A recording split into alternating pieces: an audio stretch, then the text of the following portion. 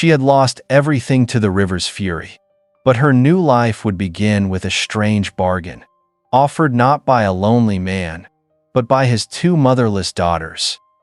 This is the story of how a family was forged in the heart of a blacksmith's fire.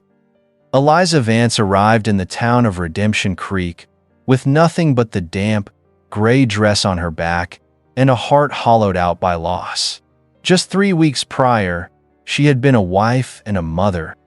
She had a home, a small, proud homestead nestled by the bend of the river, built by her husband's own hands. She had a future, cradled in the form of her 6-month-old son, Samuel.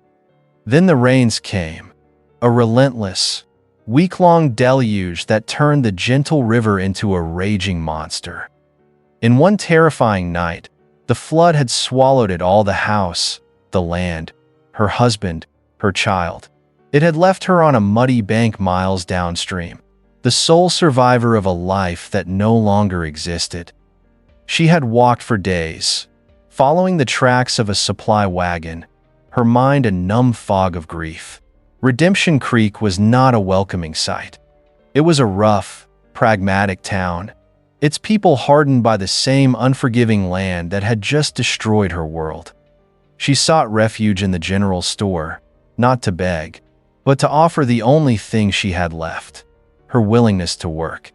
She could sweep floors, mend clothes, anything for a piece of bread and a moment by the stove. The store owner's wife, a woman with eyes as hard as river stones, looked her up and down, taking in her muddy dress and haunted expression. The woman simply shook her head, muttering about not taking in every piece of driftwood the river coughed up. Rejection followed rejection. No one had work for a lone, grieving woman with no connections and no past. As the cold afternoon light began to fade, Eliza found herself outside the small-town church, the sound of a distant blacksmith's hammer, the only steady rhythm in a world that had lost all meaning. She sank onto a cold, wet bench, the last of her strength finally giving out. She didn't cry. The flood had taken her tears as well. She simply sat, a ghost invisible to the busy townsfolk bustling past. It was then that she felt a small, hesitant tug on her sleeve. She looked down to see 2 young girls, no more than 7 years old, standing before her. They had identical faces, framed by messy brown braids, and the same pair of large, curious gray eyes. They were barefoot, their feet smudged with dirt and soot. One of the twins, holding a half-eaten apple, pushed it gently into Eliza's hand. The other spoke, her voice a clear, innocent chime in the damp air. "You look sad. Are you hungry?" Eliza stared at the apple, a simple act of kindness so profound it almost broke through her wall of grief. She shook her head, her throat too tight to speak. The other twin then asked a question that was even more direct. "You don't have a home, do you? We saw Mrs. Gable turn you away from the store." Eliza could only manage a slow, heartbreaking nod. The twins exchanged a look, a silent conversation passing between them with the unique understanding of sisters. Then, the first twin, Lily, spoke again, her voice filled with the simple, unwavering logic of a child. "Our papa needs a wife to mend his heart, and you need a home. You could be our mother." The words, so simple, so impossible, struck Eliza with the force of a physical blow. A mother. It was a title she thought she would never hear again. Before she could process the sheer audacity of the offer, the girls each took one of her hands, their small fingers surprisingly strong. They pulled her to her feet, their faces alight with a sudden, shared purpose. They led her away from the cold indifference of the town square, down a muddy path towards the rhythmic clang of the blacksmith's hammer. The forge was a place of fire, soot, and raw power. Inside, a man stood silhouetted against the glowing furnace. He was tall and powerfully built, his arms corded with muscle as he brought a heavy hammer down onto a piece of glowing iron. He turned as they entered, and Eliza saw a face that was as rugged and unyielding as the mountains themselves. A long, jagged scar ran down his left arm, a testament to the dangers of his trade. This was their father. He looked at his daughters, then at the strange, muddy woman they had brought home, his gray eyes guarded and filled with a deep, weary sadness of his own. The twins, undaunted, spoke together, their voices echoing their earlier bargain. "Papa, we found you a wife." The blacksmith, Silas Blackwood, simply stared, the hammer hanging heavy in his hand. He saw the desperation in Eliza's eyes, and the fierce, determined hope in the eyes of his motherless daughters. Any other man would have laughed or sent her away.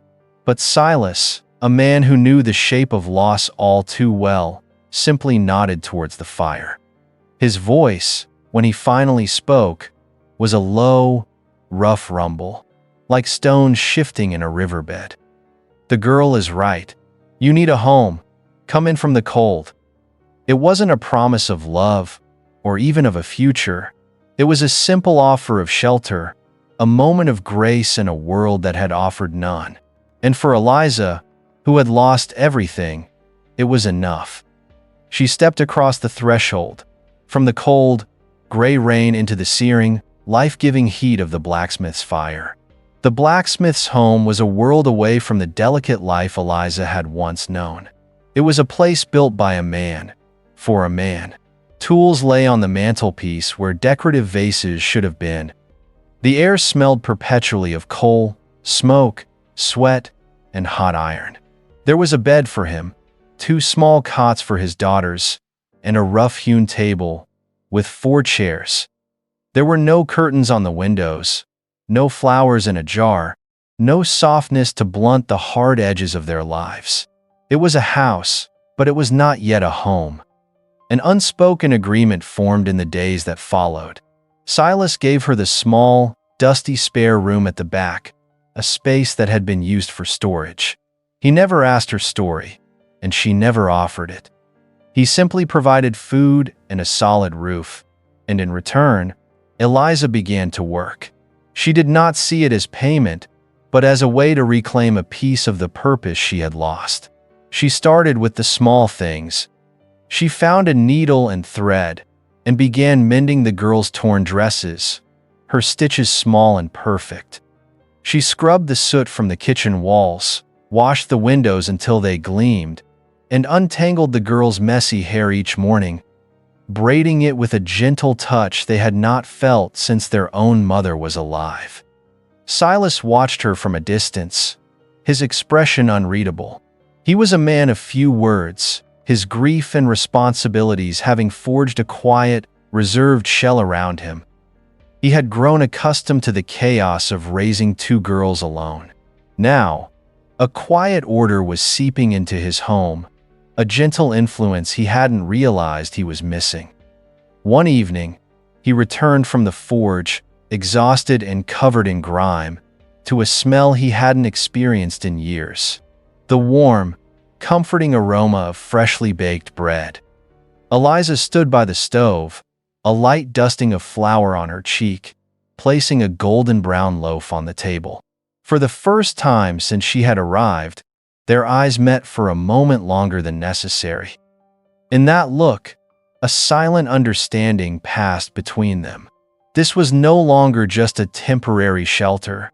This was becoming something else. The twin girls, Lily and Rose, were overjoyed. They followed Eliza everywhere, chattering endlessly, showing her their secret hiding spots by the creek and the strange, twisted shapes of the rocks they collected. They had a mother's presence in their lives again, and they clung to it with the fierce, unconditional love of children. Silas, in his own silent way, showed his gratitude. He noticed Eliza's shoes, worn thin and cracked from her long journey. A few days later, she found a new pair waiting by her door. They weren't fancy city shoes, but sturdy, handmade leather boots, stitched with a craftsman's precision and lined with soft wool. He had made them himself, staying up late in the forge after the girls were asleep. Another time, he saw her struggling to cook in the heavy, cracked iron pot that had been his only cookware. The next day, a new set of lighter, well-balanced pots and pans, clearly traded for at the general store at great expense, appeared on the kitchen shelf. He never said a word about these gifts. He would simply leave them for her to find. They were his language, a silent conversation spoken through acts of practical care. He was a man who built and mended things, and in his own quiet way, he was trying to mend the broken pieces of her life. As weeks turned into a month, a gentle routine settled over the blacksmith's home. Mornings were filled with the clang of his hammer from the forge and the soft hum of Eliza singing forgotten lullabies to the girls. Afternoons were for chores, done together. Evenings were for quiet companionship. The four of them gathered around the table, a strange, patchwork family. Eliza began to plant a small herb garden in a patch of sun-drenched earth behind the forge. The scent of rosemary and thyme began to mingle with the smell of coal smoke, a perfect metaphor for her own gentle influence taking root in this harsh, masculine world. She learned the rhythms of his life. She could tell his mood by the sound of his hammer, the steady, powerful rhythm of a successful weld, the short, frustrated clang of a difficult piece, the tired, slowing beat at the end of a long day. And he, in turn, learned hers. He learned that she was strongest when she thought no one was watching, and that her quietness was not weakness, but a profound, deep-running resilience. He never demanded anything of her, never overstepped the careful boundaries they had drawn, and she, in turn, never asked for more than he was offering. It was a fragile peace, a home built on the foundation of shared loss and unspoken kindness. But they both knew, in the quiet moments late at night, that the simple bargain his daughters had made was becoming far more complicated than any of them had ever intended. The turning point came on a bright, crisp autumn afternoon. The leaves of the cottonwood trees had turned a brilliant gold, and the air was filled with the scent of wood smoke and damp earth. Eliza was watching the twins, Lily and Rose, as they played by the creek, their laughter echoing in the quiet air. It was a sound that had slowly begun to heal the silent corners of her heart. They were chasing grasshoppers, their bare feet splashing in the shallow, icy water. Silas was in the forge, the steady, rhythmic clang of his hammer a comforting backdrop to their peaceful afternoon. Suddenly, a sharp cry pierced the air. Rose, the more adventurous of the two, had slipped on a slick, moss-covered rock and fallen hard. Her knee was badly cut, a deep, ugly gash that bled freely onto the stones. Silas came running from the forge, his face a mask of panic, a heavy hammer still clutched in one hand. He was a man who could command fire and steel, but faced with his daughter's tears and blood, he was clumsy and overwhelmed. He reached for her, his large, soot-stained hands hovering, unsure of how to help without causing more pain. But Eliza was already there. She moved with a calm, swift competence that silenced the chaos. She gently lifted Rose into her arms, whispering soothing words, her voice a low, steady murmur. She carried the sobbing child back to the house, Silas and a frightened Lily trailing behind. Inside, she laid Rose on the table. While Silas stood by helplessly, Eliza took control. She washed the wound with clean water, her touch firm but gentle. She ground a handful of yarrow leaves from her herb garden into a paste to stop the bleeding, a remedy she had learned from her own mother. As she carefully wrapped the wound with a clean strip of linen, Rose's sobs quieted into sniffles, her small hand clutching tightly to Eliza's sleeve. Silas watched the entire scene in stunned silence. He saw not just a kind woman caring for a hurt child, He saw a mother. He saw the missing piece of their lives, the gentle, healing presence his home and his daughters had been starved for. In that moment, Eliza wasn't the broken woman the river had washed up. She was the strongest person he had ever known. Later that night, long after the girls were asleep, Eliza was tidying the main room when Lily padded out from the bedroom, rubbing her eyes. She had had a bad dream. Eliza knelt down, comforting her, and Lily, in her sleepy state, wrapped her arms around Eliza's neck. Her next words, a soft, sleepy whisper that changed everything. "It's okay now, Mama. You're here." The word hung in the air, a ghost of a life Eliza thought was lost forever. Tears welled in her eyes, tears of sorrow for the child she had lost, and tears of a strange, overwhelming joy for the one she had found. She hugged Lily tightly, the fragile, unspoken agreement of their household finally given a name. But the warmth of that moment was short-lived. The next morning, as Silas went into town for supplies, he was met with a wall of cold shoulders and disapproving glances. The news of the new woman living at the blacksmith's forge had spread like wildfire. At the center of the whispers was Beatrice Gable, the preacher's wife, a woman who considered herself the moral compass of Redemption Creek. She cornered Silas by the flour barrels, her voice low but sharp with accusation. She spoke of propriety, of the unseemly nature of an unmarried woman living under his roof, of the bad influence it might have on the children and the community.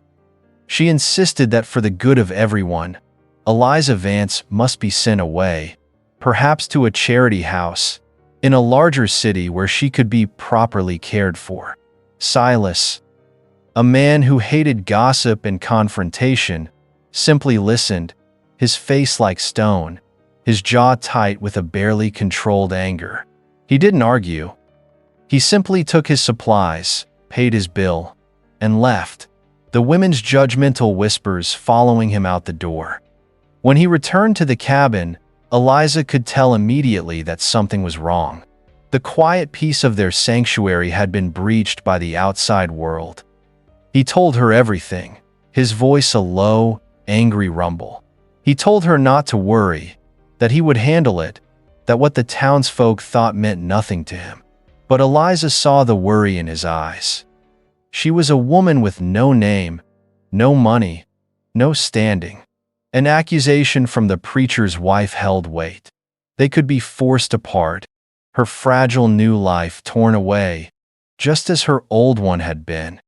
The bargain his daughters had made on a cold, wet afternoon was now being challenged by a town that saw not a healing family, but a scandal waiting to erupt.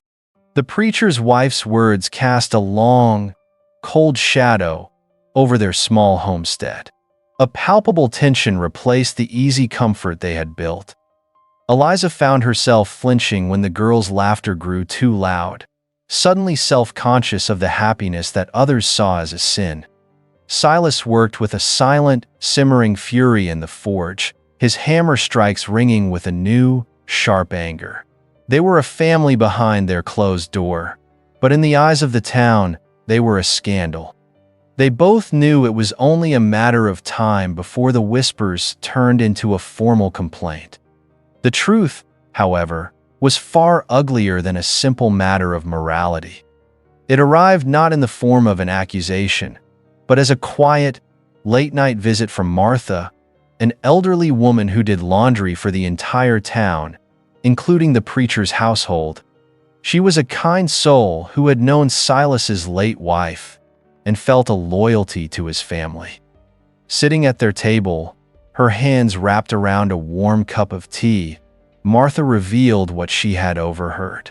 The campaign against Eliza was not led by the preacher, but by his wife, Beatrice. And the reason was simple, human, and venomous: jealousy.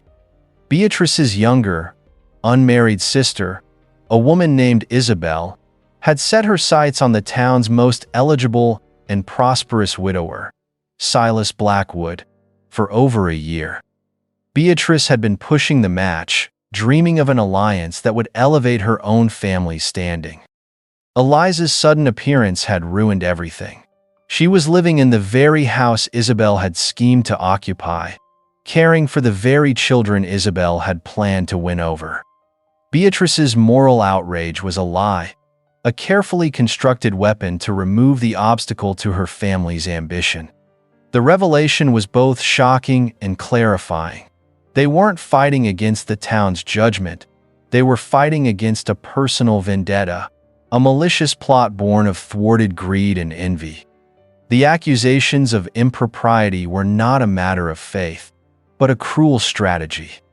Martha warned them that Beatrice was trying to gather support from the church elders to formally petition the territorial judge to have Eliza removed, and the children placed in a more suitable home until Silas found a proper wife, a wife like her sister, Isabel.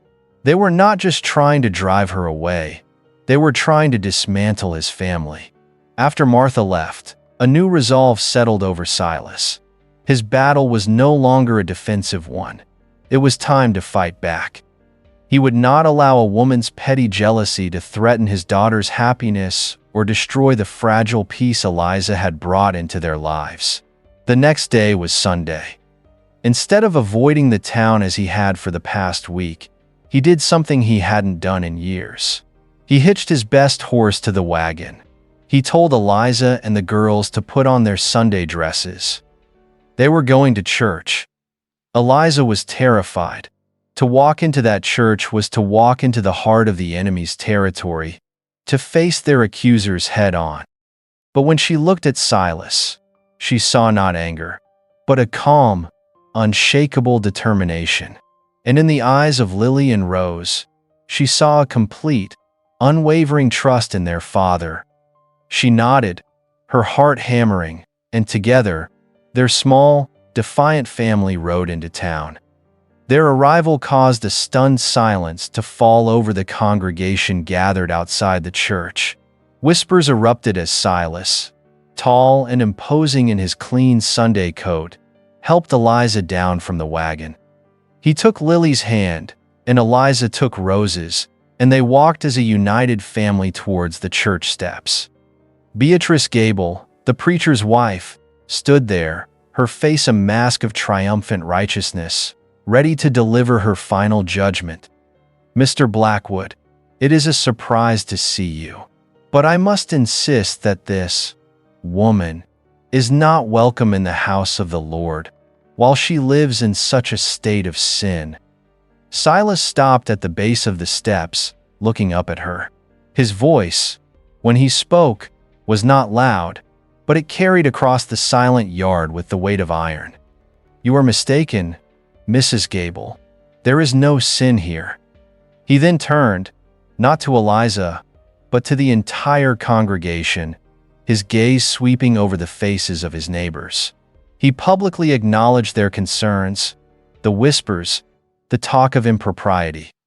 And then, he did something that no one, least of all Eliza, ever expected. He turned back to Eliza, and in front of the entire town, he went down on one knee. He took her hand, his scarred, powerful fingers gently enveloping hers.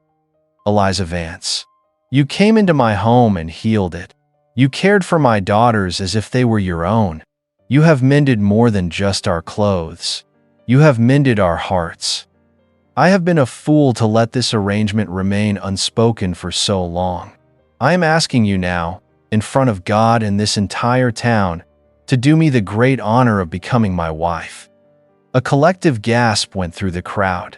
Beatrice Gable's face went white with fury and disbelief. This was not part of her plan. Eliza stared down at the powerful man kneeling before her, tears streaming down her face. This public declaration was not a strategy. It was a testament. It was his shield, his protection, his heart, offered to her in the most absolute way possible. It was his all-in moment, and her answer, though quiet, was heard by all. "Yes, I will." The bargain his daughters had made was about to be sealed. not by a quiet agreement in a lonely cabin, but by a public vow, a defiant act of love in the face of hatred and jealousy. Silas's public proposal changed everything. It was a move so bold, so undeniably honorable, that it ripped the mask of righteousness from Beatrice Gable's face, exposing the petty jealousy beneath. The whispers of the townsfolk shifted immediately, from judgment to admiration. They were no longer seeing a scandal. They were witnessing a genuine, heartfelt love story unfold before their very eyes. Beatrice, sputtering with rage, tried to make one last, desperate stand. She accused Eliza of being a manipulative opportunist, a woman of unknown character who had somehow tricked their respected blacksmith. But her words, once so powerful, now sounded hollow and spiteful. Before Silas or Eliza could even respond, they were defended by their most powerful allies. Lily and Rose, who had been standing quietly, stepped forward. Lily, clutching Eliza's dress, looked directly at the preacher's wife, her child's voice ringing with an honesty no one could doubt. "She is not a bad influence. She sings to us at night and mends our dresses. She taught us how to plant herbs that keep the fever away." Then Rose added, her own voice small but firm, her words delivering the final, devastating blow to Beatrice's crusade. "She doesn't smell like sin. She smells like fresh bread, and like the home we had forgotten, she smells like our mother." A profound silence fell over the churchyard. The simple, powerful truth spoken by a child had shamed every whisper, every accusation, into nothingness. The town, in that moment, turned their backs on the preacher's wife and her petty hatred. They surrounded Silas and Eliza, not with suspicion, but with smiles and words of congratulation. The battle was over. Love, and the innocent hearts of two children, had won. 1 month later, Silas Blackwood and Eliza Vance were married. It was not a grand affair, but the entire town of Redemption Creek seemed to be there. Mr. Abernathy stood as Silas's best man, and Martha, the kind laundrywoman, helped Eliza arrange wildflowers in her hair. But the true guests of honor were the two flower girls, Lily and Rose, who walked ahead of Eliza, scattering petals and beaming with a joy so pure it brought tears to the eyes of everyone present. When the preacher asked for the ring, Silas did not produce a simple gold band. Instead, he presented Eliza with a ring he had forged himself. It was made of polished iron, strong and unyielding, but twisted into the delicate shape of two roses intertwined, their stems wrapping around to form the band. It was a symbol of their story. Two lives, Rose and Lily, bound together by the strength and warmth of the fire he commanded. 1 year later, the blacksmith's house was truly a home. Curtains, sewn by Eliza, now hung in the windows. A vibrant garden bloomed where there was once only dirt and coal dust. The sound of children's laughter was a constant, beautiful melody, often accompanied by the steady, content rhythm of Silas's hammer from the forge. One evening, as they sat on the porch watching the girls chase fireflies, Silas took Eliza's hand, the iron ring cool against her skin. He was a man of few words, but his heart was no longer a silent, guarded place. He told her then, his voice a low, warm rumble, that for years after his first wife died, his forge had felt cold, even when the fire was at its hottest. But now, he said, looking at her, at his daughters, at the life they had built, he understood. The fire in the forge was for shaping metal, but the fire in a home, that was a different kind of warmth altogether, and she was the one who had brought it back. Your daughters offered me a home, Silas, and I am offering you my heart, for the rest of my days. And Eliza, who had arrived in town with nothing but a broken heart, knew she had received far more than just a home. She had found a family, forged in the heart of a blacksmith's fire, stronger and more precious than any steel. A love built not on a bargain, but on the simple, beautiful truth that a mother is a person who mends your heart and makes you feel like you've finally come home. If you were moved by this story of a family forged by love, click the video on your screen now for another unforgettable tale from the Wild West. Don't forget to subscribe and tell us what part of the story you loved most in the comments below. Your support is our greatest treasure.